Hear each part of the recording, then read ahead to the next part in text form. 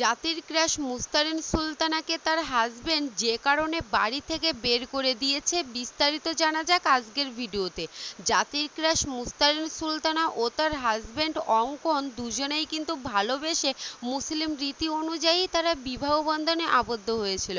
তাদের বিবাহটা আনুষ্ঠানিকভাবে না হলেও দুই পরিবারের সহমতেই কিন্তু বিয়েটা সম্পূর্ণ হয়েছিল।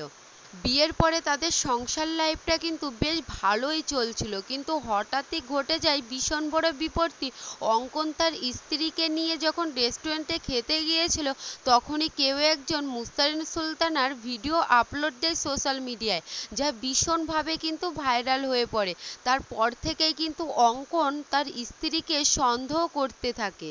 যে সম্পর্কে একবার সন্দেহ ঢুকে যায়, সেটা সম্পর্কই হোক বা সংসার হোক, সেটা কিন্তু বেশি দিন টেকে না। যেটা জাতির ক্রাশ মুস্তারিন সুলতানা ও তার হাজবেন্ড অঙ্কনের সম্পর্কে ঠিক একই ঘটনা ঘটেছিল।